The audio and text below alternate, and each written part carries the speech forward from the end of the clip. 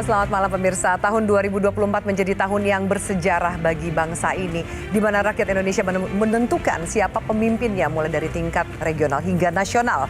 Meski diwarnai banyak drama dan dinamika politik, tahun 2024 patut dijadikan pembelajaran bagi jalannya demokrasi dan juga stabilitas politik ke depan. Di tengah tantangan dinamika politik global serta krisis energi dan pangan yang masih menjadi ancaman, sudah seharusnya tahun 2025 menjadi perhatian, menyambut tahun baru bersama dengan pemerintahan baru. Kami mencoba untuk membaca bagaimana situasi politik ke depan dengan menganalisa sejumlah peristiwa dan juga dinamika yang terjadi. Bersama saya Afir Malik, inilah Panggung Demokrasi Political Outlook 2025. Langsung saya perkenalkan narasumber yang luar biasa yang sudah bersama saya di studio pada malam hari ini. Di sebelah kanan saya hadir juru bicara kantor komunikasi kepresidenan, Mas Philip Vermonte. Halo Mas Philip, selamat malam. Selamat malam. Terima kasih sudah hadir. Terima kasih sudah diundang. Dan di sebelah Mas Philip ini katanya temannya Mas Philip, yaitu pengamat politik Mas Jayadi Hanan. Mas Jayadi Hanan, terima kasih sudah hadir. Terima kasih, Afi. Di sebelah kiri saya hadir juga pengamat kebijakan publik Mas Trubus Rahardiansyah. Mas Trubus, terima kasih sudah hadir. Dan kemudian juga pakar hubungan internasional Prof. Alexius Jumadu. Prof. Alexius, terima kasih sudah hadir. Selamat malam. Dan kemudian satu lagi kami hadirkan pakar hukum pidana Profesor Topo Santoso. Prof. Topo, selamat malam. Selamat malam. Terima kasih Bapak sudah hadir. Kita bahas mengenai Political Outlook 2025, membaca situasi tahun politik di 2024. Saya sebagai pengamat politik, saya ke Mas Jayadi Hanan terlebih dahulu. Apa kira-kira yang akan menjadi perhatian di 2025 ketika kita sudah menyelesaikan rangkaian pemilu, ada Pilpres, pemilu legislatif, bahkan kepala daerah. Apakah isu yang sempat disampaikan oleh Pak Presiden bahwa pemilihan kepala daerah wacananya adalah dikembalikan menjadi yang dipilih oleh DPRD akan semakin menguat, atau ternyata reaksi publik juga berkata berbeda, Mas Jadi? Ya, itu salah satu yang mungkin nanti akan muncul sepanjang tahun ini kalau itu memang betul-betul diproses oleh DPR ya untuk melakukan revisi atau evaluasi. Tapi di luar itu pasti masyarakat atau yang akan mengemuka adalah perhatian terhadap apa yang disebut dengan quick wins. Program-program yang menjadi unggulan yang dibuat oleh Presiden, yang dikampanyekan dan dijanjikan. Banyak yang bisa kita lihat di situ ya. Baik itu yang paling terkenal adalah makan gratis, juga program-program infrastruktur desa dan sebagainya. Itu nanti akan menjadi perhatian. Tapi sebelum di luar itu juga masyarakat kan mendapatkan presiden baru dari kabinet ini atau pemerintahan, yaitu kabinet yang super besar. Iya. Ya, beberapa kementerian itu dipecah.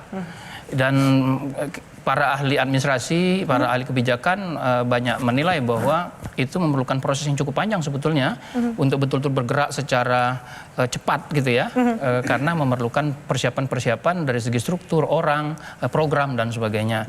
Kemudian yang ketiga saya kira adalah soal, tentu saja lagi-lagi soal ekonomi ya. Ekonomi, selain Pak Prabowo sudah mencanangkan seperti yang kita dengar tadi, kepengen 8%, nggak tahu kita kebetulan nggak ada ahli ekonomi di sini. Iya, karena Political Outlook ya, jadi kurang lebih. Iya, bisa nggak 8% itu yang kita bisa lihat. Yang pasti ekonomi sampai hari ini tumbuhnya sekitar 5%-an kan gitu. Agak ambisius menurut Anda ketika targetnya adalah 8%, kalau Pak Prabowo katakan mungkin dalam 2-3 tahun pertama pemerintahan beliau. Ya, terus terang saya nggak berani jawab ya. Tapi saya mendengar sejumlah ahli ekonomi mengatakan itu cukup ambisius. Cukup ambisius. Pak Jokowi aja mencanangkan 7% kan, tapi nggak tercapai 5% gitu. Yang pasti misalnya itu program-program yang terkait dengan ekonomi. Kenapa ekonomi akan menjadi salah satu faktor yang menentukan bagaimana persepsi masyarakat terhadap pemerintahan. Persepsi masyarakat terhadap pemerintahan itu nanti akan menentukan bagaimana tingkat dukungan masyarakat. Mungkin di tahun pertama ini pemerintah masih berbulan madu dengan masyarakat, dengan rakyat ya. Tetapi ada dua PR, terutama soal penegakan hukum dan pemberantasan korupsi. Itu yang menjadi perhatian masyarakat. Misalnya ya, sampai hari ini KPK kalau ditanya ke masyarakat, yang KPK termasuk lembaga yang paling rendah tingkat kepercayaannya, bahkan dibandingkan dengan misalnya kepolisian, kejaksaan. Jadi itu sejumlah PR yang akan muncul. Yang ketiga saya kira adalah masyarakat sadar, kalau kita tanya ya, bahwa ada situasi global. Masyarakat kebanyakan itu kan kita sering tanya tuh di survei-survei, mereka sadar bahwa ada situasi global yang bisa berpengaruh langsung ke Indonesia, terutama di bidang ekonomi. Bagaimana pemerintah memproses itu, memanage dan sebagainya. Jadi ada keperluan untuk karena masyarakat percaya memberi modal besar kepada pemerintahan ini untuk memulai, itu maka sekaligus juga ada harapan yang tinggi, ya.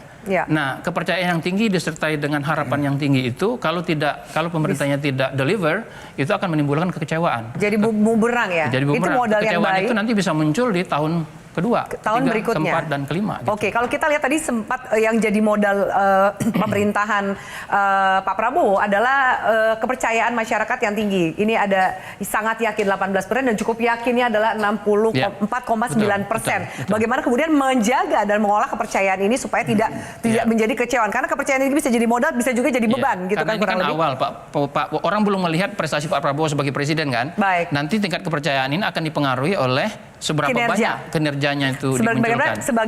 Seberapa banyak delivernya. Saya ke Pak Trubus, kalau kemudian ternyata kebijakan publiknya akan seperti apa? Kalau kita lihat targetnya ambisius, modalnya sebenarnya cukup bagus, tapi kementerian yang gemuk juga jadi sorotan. Apakah kemudian bisa masyarakat dengan cepat minimal mengukur 100 harinya Presiden Prabowo? Saya kira untuk sampai ke sana agak berat ya Mbak, karena persoalannya adalah berbagai kebijakan yang selama ini ditinggalkan oleh presiden sebelumnya itu masih istilahnya membebani masyarakat, terutama konteksnya adalah bagaimana masyarakat melihat mahalnya harga-harga bahan pokok pangan itu menjadi persoalan di tingkat publik. Nah, karena itu kebijakan-kebijakan yang lain, misalnya yang sempat ditolak, misalnya Tapera, misalnya itu kan menjadi satu hal yang kemudian memang niatnya baik, semua kebijakan tentu baik niatnya karena pemerintah, toh.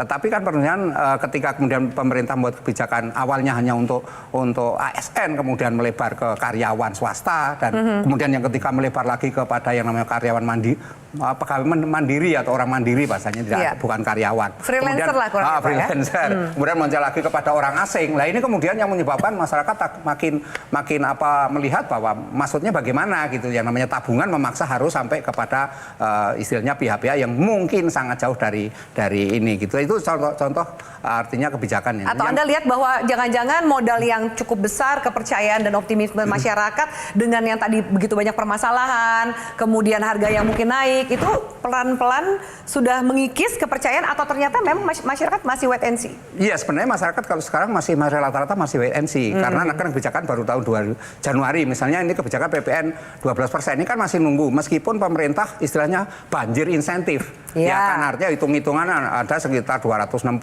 triliun insentif yang diberikan. Sementara PPN itu yang didapat cuman kira-kira 75 triliun kata teman-teman ekonomi begitu. Hitung-hitungannya kasar.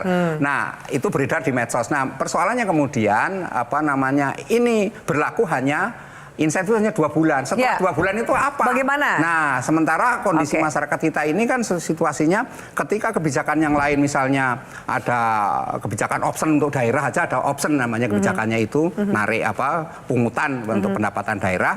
Kemudian ada kebijakan lain misalnya kenaikan BPJS ketenagakerjaan, BPJS kesehatan, naik. Kemudian ada kebijakan asuransi kendaraan bermotor. Nah, ini semuanya melingkupi banyak sekali yang pada akhirnya belum lagi ada penerapan PP 28 yang agak berat. P28 tentang kesehatan, di situ misalnya minuman berpemanis itu kena cukai. Nah, ini kan sudah menjadi bagaimana kemudian nanti pemerintah sementara kebijakan yang terhadap PPN ini katanya pemerintah hanya kategori yang premium, mewah, tapi kan belum ada penjabarannya. Yang premium itu seperti apa? Nanti di masyarakat ujung-ujungnya, Mbak, itu masyarakat itu di pasar kalau saya naikkan harganya 12%, naik di situ. Masyarakat konsumen bisa apa? Kan bisa, karena pengawasannya yang belum ada. Jadi pertanyaannya di pengawasannya nih, semua kebijakan yang disampaikan ini pengawasannya seperti apa gitu? Iya, kira-kira seperti itu. Kalau memang mau kebijakan itu jalan, tentu pengawasannya, instrumennya udah disiapkan semua. Dan sampai hari ini kita belum mendengar komunikasi publiknya seperti apa. Sehingga publik itu nanti teredukasi kan. Sebenarnya niatnya kan baik, karena PPN itu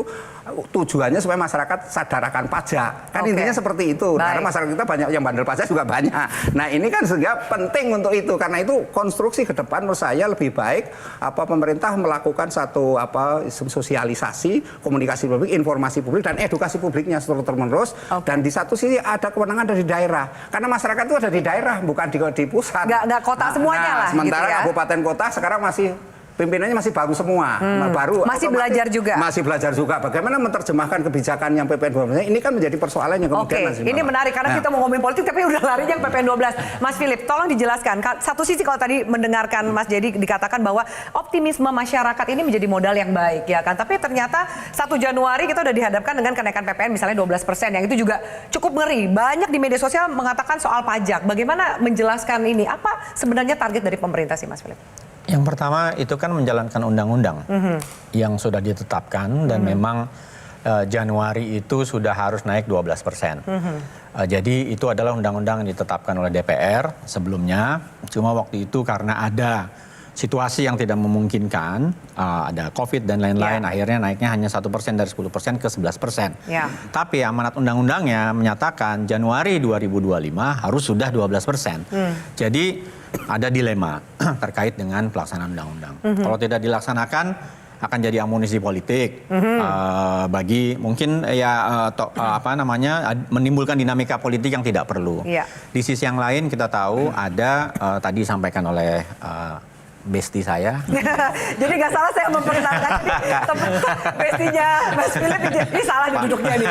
Ini satu Pak Jayadi, ada situasi global yang mungkin harus diantisipasi. Misalnya kan terkait dengan perang, itu mungkin mempengaruhi logistik, ekonomi dan lain-lain, sehingga memang harus ada sumber-sumber ekonomi baru di luar yang diusahakan, investasi, pembangunan, ekspor dan seterusnya. Tapi ada komponen yang tadi disampaikan oleh Pak Trubus, bagaimana meningkatkan kontribusi perpajakan masyarakat, dan itu sebetulnya hal yang normal di negara demokrasi manapun. Kontribusi masyarakat itu elemen penting bagi representasi. Kalau istilahnya kan no representation without taxation. Dan kali ini dalam konteks itu saya kira penting untuk kita memahami soal kenaikan pajak ini. Yang pertama yang paling penting itu amanat undang-undang yang harus dilakukan. Tentu saja kemudian ada dinamika masyarakat. Akibatnya tadi yang disampaikan Pak Trubus, ada pengecualian atau pengalokasian untuk insentif dan lain-lain sebesar 265 triliun sekian. Dan karena itu saya kira sebetulnya yang belum tercapai kan titik equilibriumnya antara kebijakan yang akan dilakukan oleh pemerintah dengan penerimaan masyarakat. Bahwa tadi menurut Pak Trubus idenya dan niatnya bagus, saya kira kita sepakat. Usulannya mengadakan sosialisasi yang lebih masif, edukasi pada masyarakat itu harus dikerjakan karena pemerintahnya juga baru berjalan 2 bulan. Tentu saja. Jadi sabar dulu nih. Ini kan lagi menetapkan fondasi meskipun katanya keberlanjutan bukan sabar, tapi artinya memang ada sudah pasti banyak PR-PR yang harus dikerjakan. Dan ini kan dalam konteks proses gitu. Dan misalnya antara lain adanya kantor komunikasi presidenan kan tujuannya untuk itu juga. Membantu Ini kantor baru yang akan berusaha menjembatani komunikasi antara KL dengan masyarakat dan juga mungkin dengan dunia internasional. Tadi menyambung juga diskusi, kita juga sempat sedikit tadi kita dengar bahwa faktor situasi global ini juga menentukan bagaimana dinamika yang terjadi di dalam negeri. Kita akan lanjutkan, nanti saya minta tanggapan dari Prof. Aksisius dan juga Prof. Topo. Bagaimana dengan kepastian dari hukum dan lain-lain, itu penting sekali untuk menjaga dinamika politik dan juga investasi. Kami akan lanjutkan pemirsa setelah lagi, tetap bersama kami.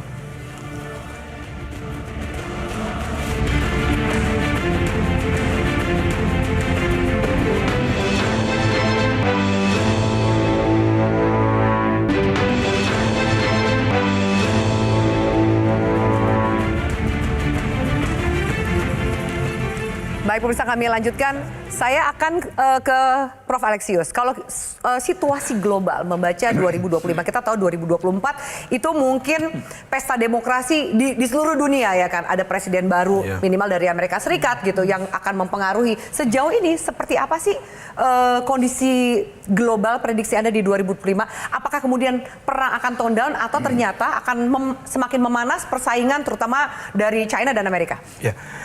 Berbeda dengan kondisi dalam negeri di mana hal-hal itu di bawah kontrol kita ya. Di dalam hubungan internasional itu banyak hal yang penuh dengan ketidakpastian, ya, banyak hal juga yang tidak bisa kita prediksi. Tapi kita berhadapan dengan seorang presiden yang sangat bersemangat memobilisasi sumber daya internasional untuk masuk prioritas di dalam negeri. Iya kan?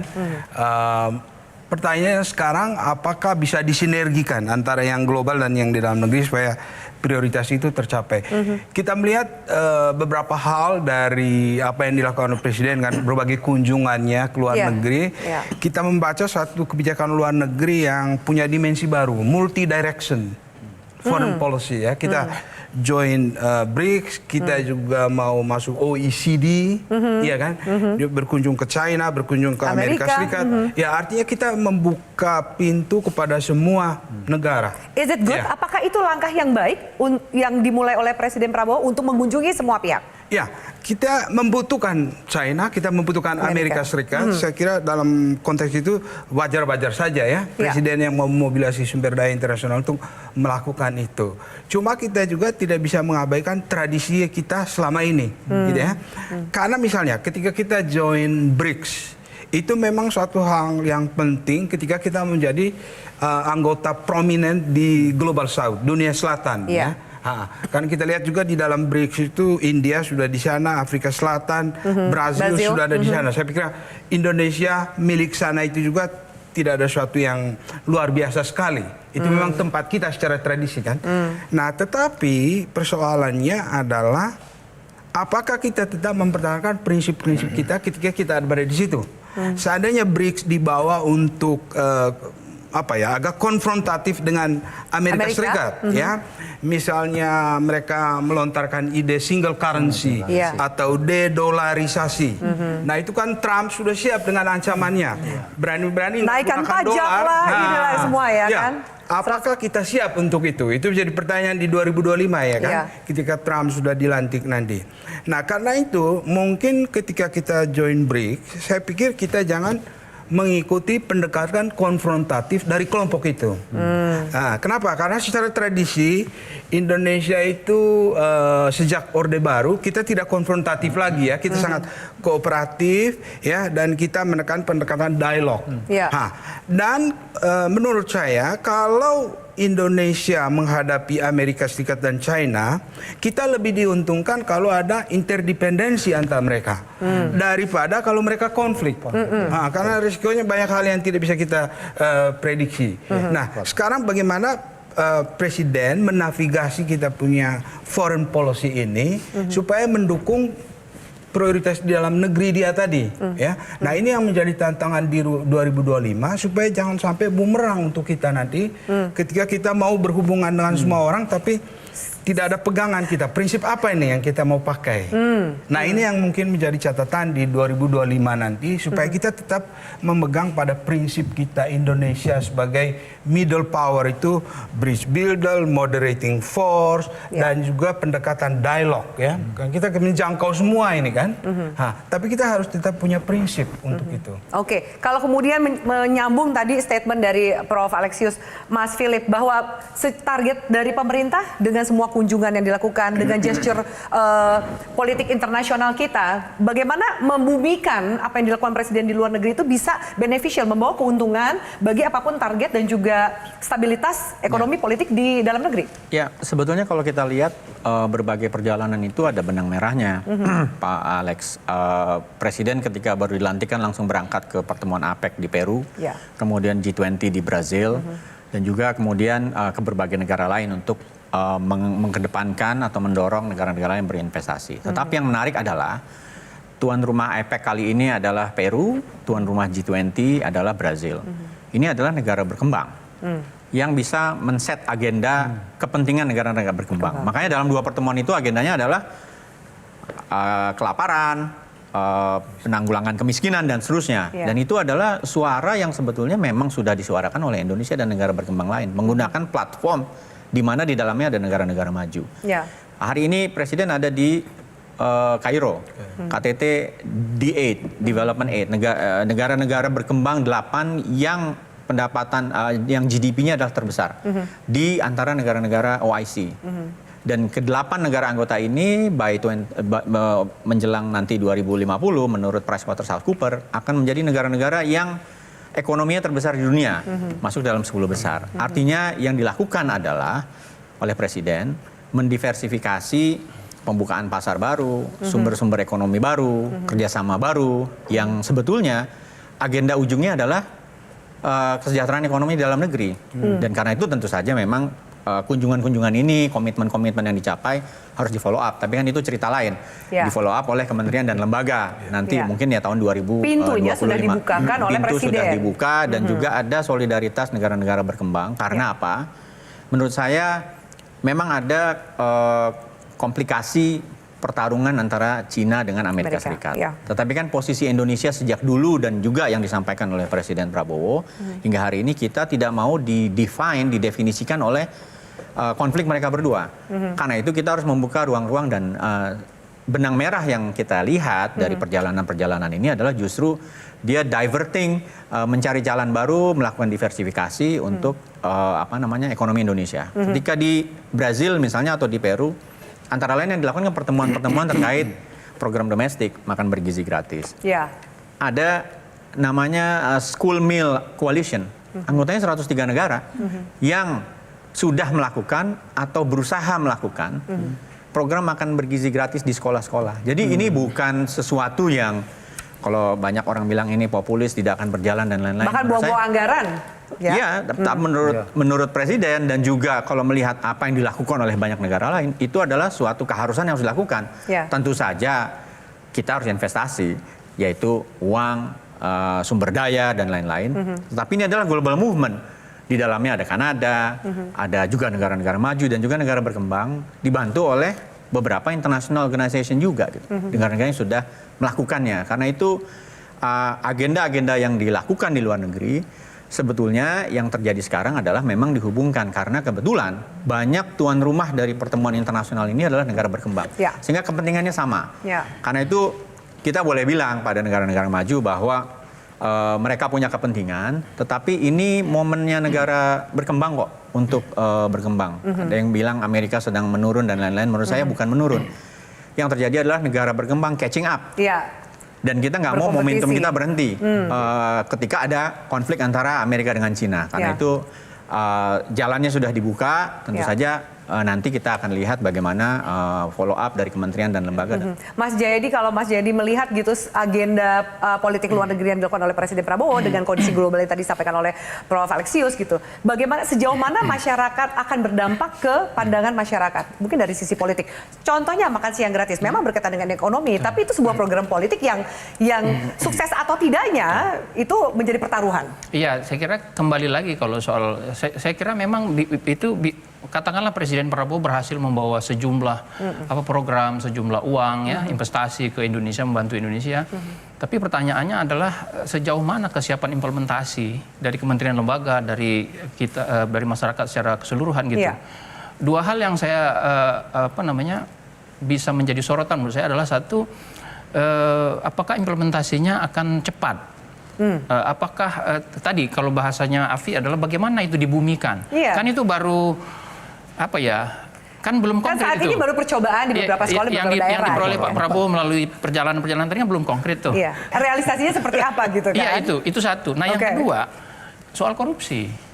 Begitu. Biasanya kita itu kan banyak duit, itu sumber korupsi kan gitu. Banyak bocor. Sebenarnya saya memang mau tarik itu supaya Pak Prabowo bisa mengomentari nih. Ada duit banyak nih gitu ya. Kok bisa jadi peluang korupsinya menjadi besar. Apalagi kalau implementasinya lemah. Pengawasannya juga. Penyelenggaranya kementerian lembaga itu kan masih siap-siap sekarang. Misalnya Kementerian Pendidikan sekarang dipecah. Itu kan nanti karena school meal misalnya, itu kan terkait Kementerian Pendidikan segala macam, pemerintah daerah dan seterusnya. Itu sekarang pemerintah daerahnya lagi siap-siap, kementeriannya lagi sibuk untuk bagi-bagi orang, bagi-bagi struktur, bikin kartu nama kan gitu. Itu yang jadi pertanyaan. Yang kedua, Anda bayangkan katanya mulai dari 70 triliun ya untuk program makan siang gratis atau makan gratis itu. Itu kan nanti dilaksanakan 71 ya, pasnya gitu ya. Kurang satu lah Pak. Jadi Anda bayangkan yang mengerjakan, misalnya yang menyediakan school meal di setiap sekolah itu siapa gitu. Anggarannya 10.000 kan? 10.000 rupiah per makan siang. Per makan siang per anak kan? Itu pertanyaan, nyampe nggak 10.000 itu ke yang dimakan anak gitu kan? Dalam arti secara termasuk biaya produksi, biaya pengolahan segala macam. Jangan-jangan nanti Kepotong lagi ya? Yang nyampe ke sana 5.000. Nah kalau misalnya kalau 5.000 tuh gizinya apa? Nah itu satu. Yang kedua, kalau itu tidak dibenahi dengan betul-betul detail, ini harusnya very very detail program. Harus itu kuncinya di situ. Karena kalau tidak bahaya. Rawan bancakan. Bukan hanya itu, lebih parah lagi rawan kesehatan. Bagaimana misalnya supaya murah orang makanan kemarin dipanasin aja gitu. Atau dibikinnya gitu kan? Massal supaya tinggal dibagikan. Siapa yang ngecek itu? Sekarang itu yang jadi pertanyaan. Kalau yang dikhawatirkan itu nggak akan jadi itu program, iya kan? Negara lain sudah melakukan. Penduduk Brazil itu hampir sama-sama kita 200 juta sekian. Mereka sudah melakukan dan baik. Yang kedua, saya kira kontrolnya akan datang dari orang tua murid, sehingga ketika terjadi di lapangan, dia akan langsung komplain ke sekolah, dia akan langsung komplain ke dapur dan lain-lain, sehingga mekanisme kontrolnya itu juga akan berjalan dari sisi masyarakat sendiri. Masyarakat ketika dia sudah berjalan baik, tentu saja orang tua akan memperhatikan bahwa mungkin ada yang alergi, mungkin ya, atau yang lain-lain, mungkin ada satu case atau 2 case orang anak-anak tidak cocok makanannya dan lain-lain lah.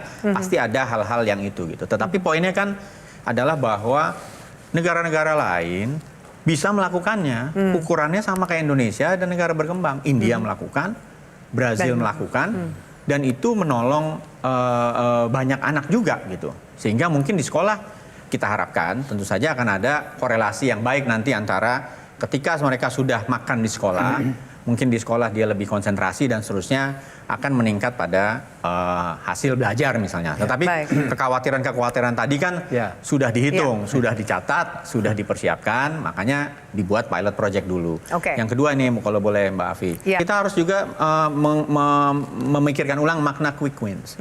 Karena sebetulnya yang dilakukan melalui program makan siang bergizi gratis itu bukan quick wins, itu program struktural. Itu struktural. Dan juga pengubahan nomenklatur kementerian itu juga struktural. Karena apa? Karena dampaknya nggak akan kelihatan sekarang. Kalau kita terbiasa terus-menerus quick win 3 bulan lagi harus kelihatan hasilnya. Nah itu agak gawat juga. Tetapi dalam beberapa program yang dilakukan, mungkin nanti ada industri pertahanan misalnya, ada makan siang bergizi gratis, dan program misalnya ketahanan pangan, lumbung pangan dan lain-lain, itu semua soal struktural. Yang memang justru di sini komunikasinya yang kita lakukan, dengan bantuan Pak Trubus mudah-mudahan, bahwa programnya adalah program struktural, termasuk mengubah misalnya struktur pajak dan seterusnya. Itu semua struktural gitu. Dan memang ini saya kira hal baru. Nggak bisa dirasakan mungkin 100 hari gitu ya. Iya, dan kalau misalnya kita berpikir bahwa ini semua lagi masa belajar dan lain-lain, kalau gitu kita nggak boleh ada pemerintahan baru selamanya. Karena kan memang tujuan pemilu melahirkan pemerintahan baru, sehingga dia punya program baru yang akan dites, nanti diuji waktu pemilu lagi 5 tahun lagi. Di-approve oleh masyarakat atau tidak gitu ya? Betul. Oke, baik. Saya harus potong. Prof. Topo, saya minta tanggapannya usai jeda. Lalu apakah kekhawatiran yang tadi disampaikan oleh Mas Jayadi soal isu korupsi dalam program-program yang disampaikan pemerintah, apakah kemudian itu sudah diantisipasi? Anda melihat ke sana atau ternyata jadi program bacakan yang akhirnya ujungnya korupsi juga, koruptor yang kenyang, bukan masyarakat dan anak-anak sekolah kita. Kita lanjutkan sesaat lagi pemirsa, tetaplah bersama kami.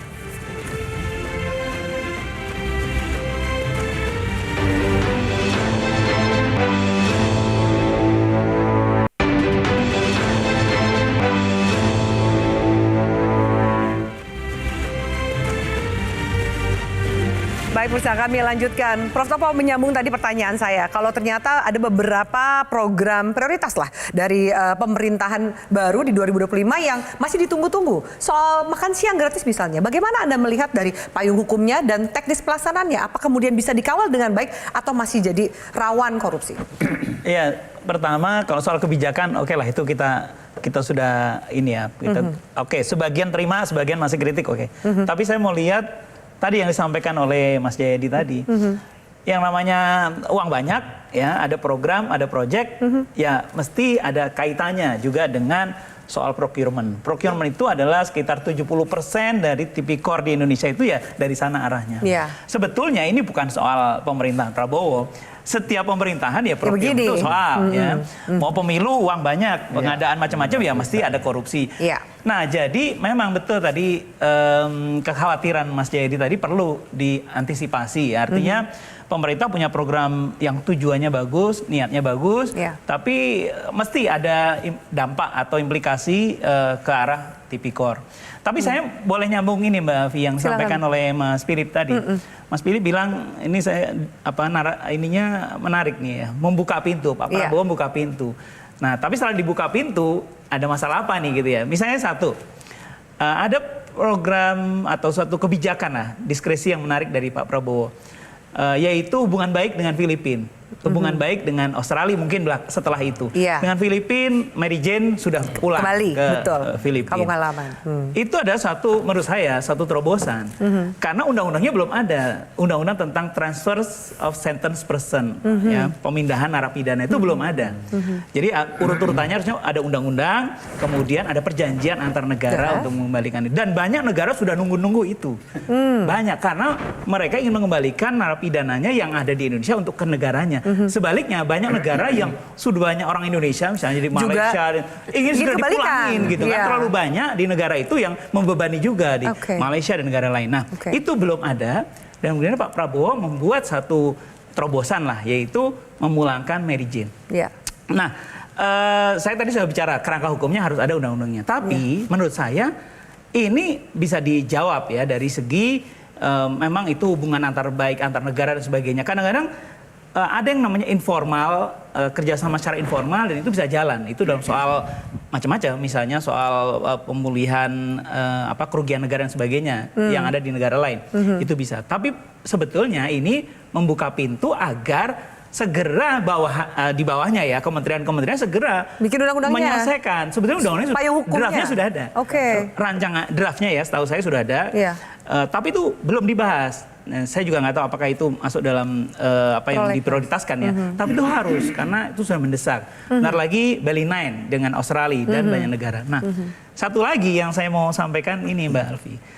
3 yang dicanangkan oleh Pak Prabowo itu mengatasi narkotika, korupsi dan juga satu lagi judol.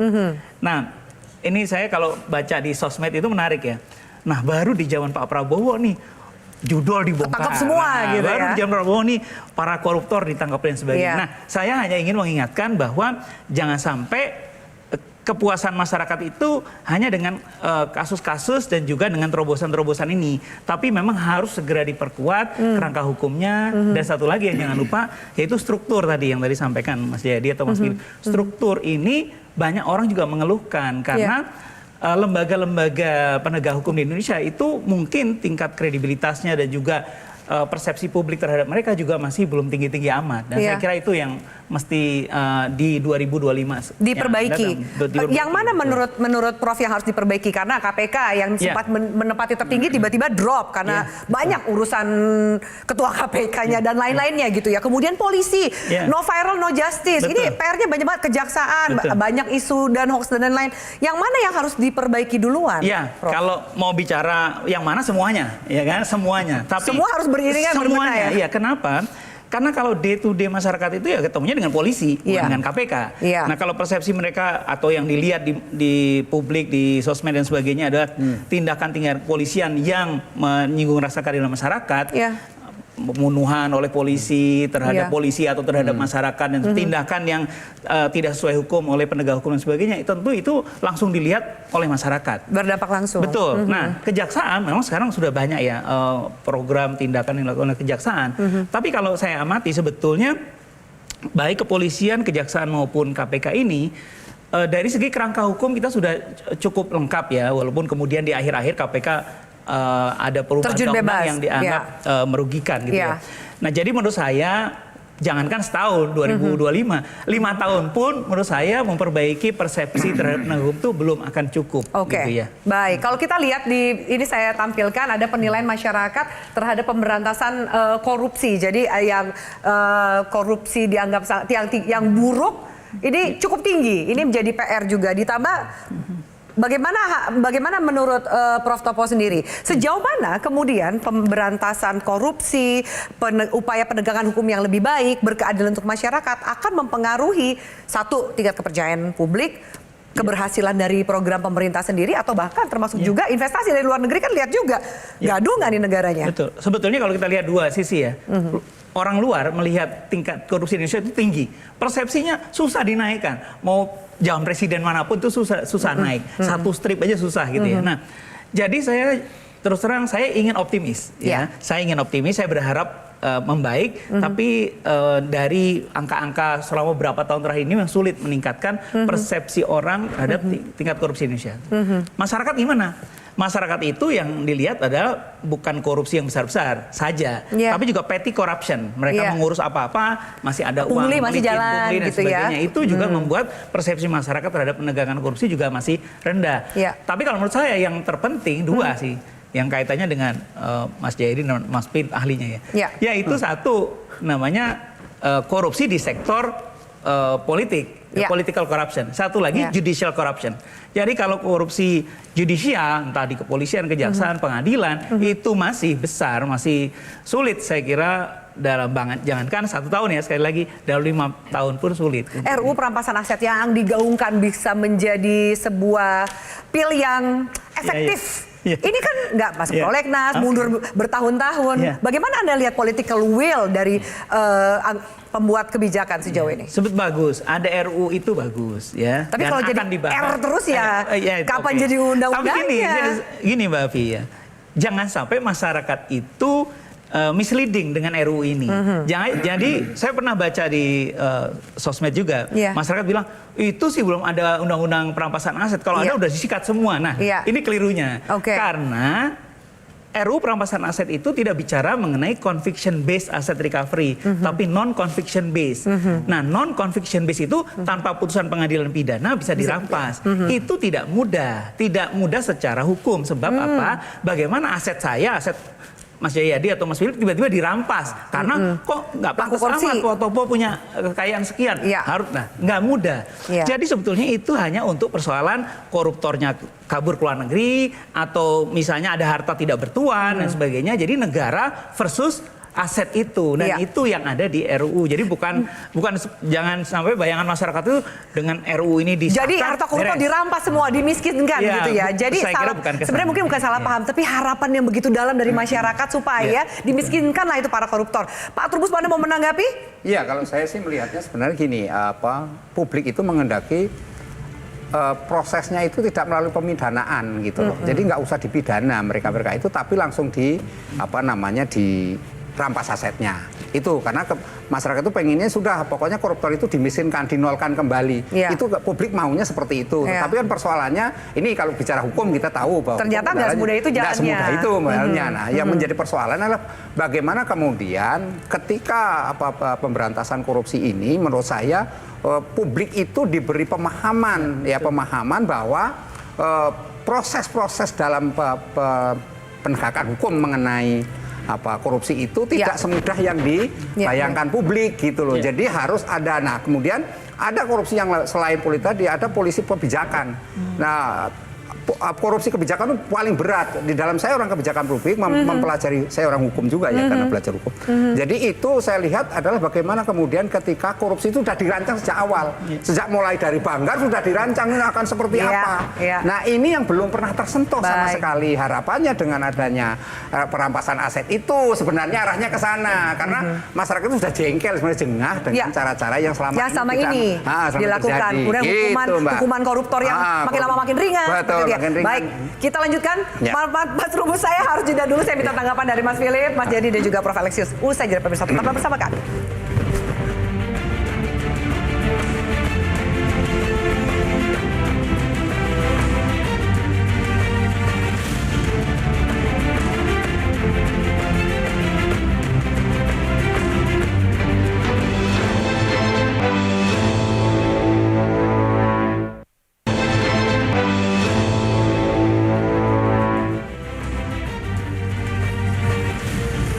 Baik, pemirsa, kami lanjutkan. Saya ke Mas Jayadi terlebih dahulu. Silakan menanggapi tadi masukan ya sebenarnya ya. Ada harapan masyarakat yang begitu besar, ayolah kita melakukan pembenahan yang serius dari korupsi. Karena banyak hal yang bisa dilakukan ketika korupsi itu menurun dan kepuasan masyarakat berpengaruh pada poin itu, Mas Iya, Jody. saya kira kalau memang pemerintah serius, kan menurut saya nih salah satu hulu korupsi itu kan pertama political will ya. Dalam hal ini untuk membuat kerangka undang-undang yang betul-betul komprehensif. Ya.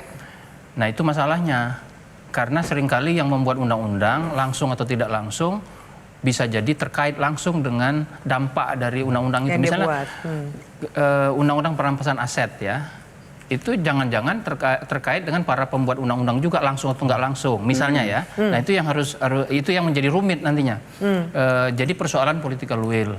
Tadinya saya beranggapan bahwa di era Pak SBY dan Pak Jokowi itu persoalan-persoalan struktural yang terkait dengan pemberantasan korupsi itu selesai. Era berikutnya itu tinggal menjaga, memprevent supaya korupsi itu berada pada level yang minimal itu. Tapi tampaknya kan kita harus mulai dari awal lagi sekarang. Gitu. Akhirnya PR-nya nambah lagi. Nambah lagi. Gitu. Oke, Mas Philip. Kalau yang diminta sinyal sudah keras juga. Dalam pidato pelantikan sudah dengan keras menyampaikan bahwa tidak akan mentolerir bahkan pejabatnya, menterinya yang melakukan korupsi. Jadi dalam level komitmen kepala negara dan presiden itu sebetulnya sudah dilakukan. Tetapi aspek kedua yang mungkin juga perlu kita perhatikan, aspek pencegahan. Jadi ada bagian dari punishment, penangkapan dan lain-lain, orang dihukum karena kasusnya. Tapi juga PR besarnya adalah pencegahan yang mungkin kita di sini agak miss. Ada banyak survei yang memperlihatkan juga kadang-kadang masyarakat mungkin mentolerir, ada batas toleransi gitu ya. Ini konsultan politik udah apal juga nih kalau ada survei yang suka ada, Anda pernah nggak memberi hadiah dan lain-lain gitu ya. Walaupun itu yang tadi mungkin disebut oleh Pak Topo itu petty corruption gitu. Tetapi yang mau saya katakan adalah ini PR besar memang bukan cuma pemerintah atau DPR, tapi dari sisi semua orang kita harus melakukan usaha-usaha pencegahan korupsi. Sinyalnya memberantas korupsi dengan kuat, tapi undang-undang yang dianggap bagian dari pemberantasan korupsi seperti perampasan aset nggak gol-gol. Iya, itu saya kira tentu saja bukan hanya tugas Presiden Prabowo kan, karena undang-undang itu beradanya di DPR gitu kan. Tapi kan di DPR 91% kan punya Presiden Prabowo. Nah makanya saya bilang tadi kan apa political will-nya apa yang masalah gitu. Kalau kemudian misalnya statement dari seorang presiden kan akan sangat berpengaruh dengan apa yang terjadi dinamika di DPR. Ya saya mau nyambung tadi Mas Jayadi dan Mas Philip tadi. Jadi sebetulnya kalau kita mengacu kepada UNCC, Konvensi PBB Anti Korupsi 2023, yang Indonesia itu termasuk negara pihak, upaya untuk preventif itu udah banyak sekali. Ya, makanya Indonesia itu ada soal procurement, ada e-procurement sebagainya, kerangka hukumnya sudah ada. Kita juga melarang dan juga memidana pencucian uang dan sebagainya. Sebenarnya sudah banyak ya. Nah, tetapi problematiknya memang soal implementasi oleh lembaga penegak hukum yang oleh masyarakat dipandang juga nggak bersih-bersih amat. Ya, bukan hanya tidak maksimal, tapi jadi sapunya kotor gimana membersihkan? Itu antara lain pandangan dari masyarakat kalau kita baca di sosmed. Dan yang lain juga adalah kita ini, saya kebetulan beberapa hari yang lalu di KPK ada peringatan Hari Ulang Tahun Anti Korupsi Sedunia.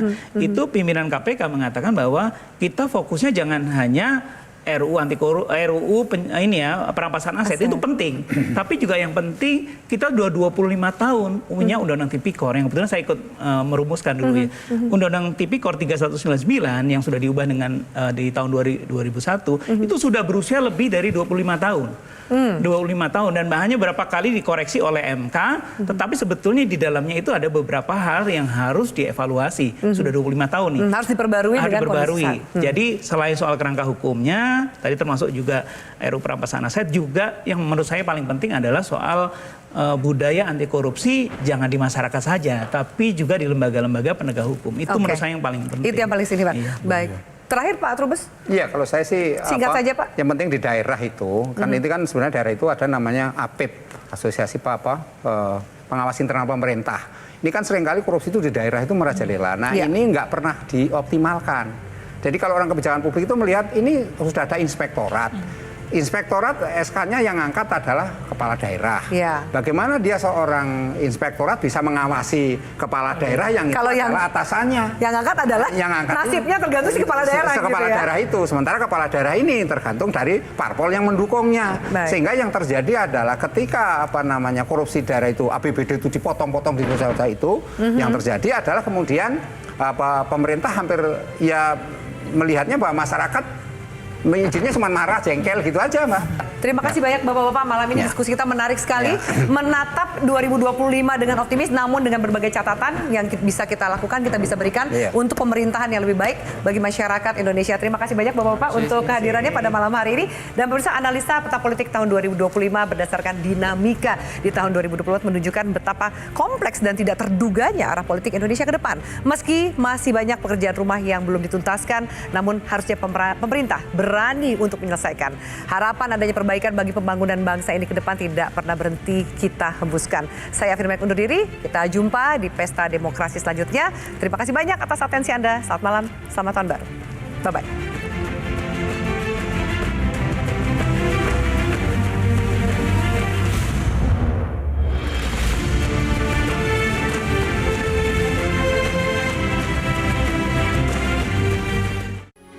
Metro TV,